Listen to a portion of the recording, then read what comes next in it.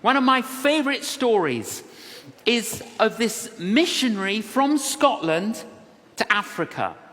And after a long time in Africa, he returned to his sending church in Scotland to report on the work and the ministry and to call more laborers to go to Africa.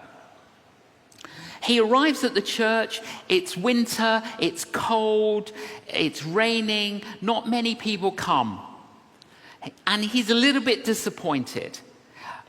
And many of the people there were elderly. Great that they're there, but not suitable for the mission field. But he still felt that he should give the same message. And he gives the message, the needs in Africa, we need more laborers. He ends the talk. This is how he ends the talk. Who will go? Who will go? Who will go? He didn't know that the organist, they sang a few hymns with the organ.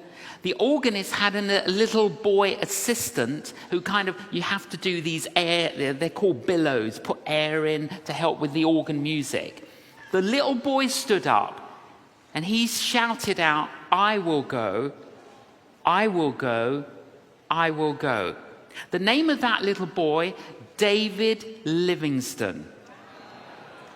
He is then advised, David, if God has called you to Africa, what we suggest is that you become a medical doctor and you can go to Africa as a medical missionary. He grows up, he goes to medical school, he becomes a medical doctor, he then goes to Africa as a medical missionary.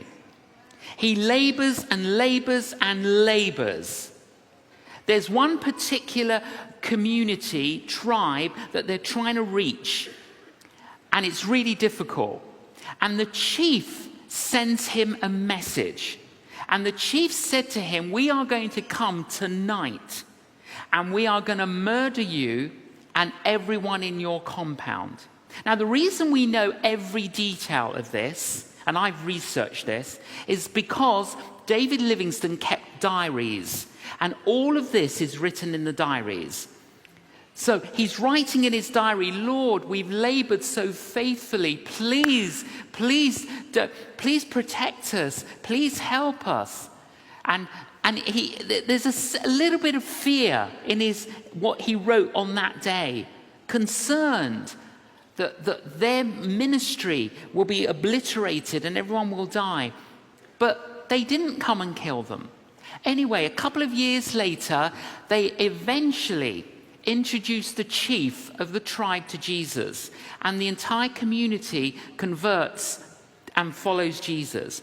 David Livingston said, no, the story gets better. David Livingston said to the chief, you sent me a message that you were going to come and kill me and kill everyone in the compound. He says, yes, we came.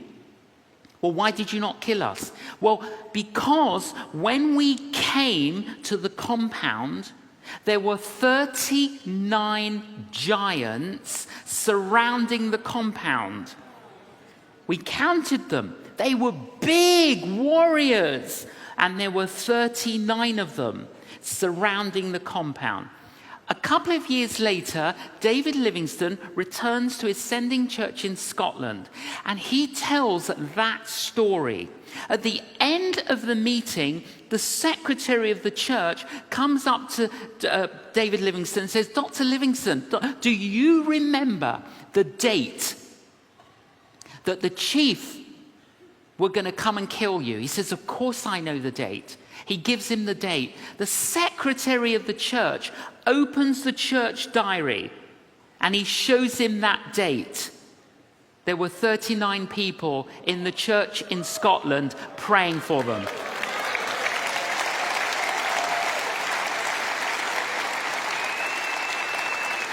"39 people praying in a church in Scotland, and there were 39 warriors surrounding the compound." Do not say that is a coincidence.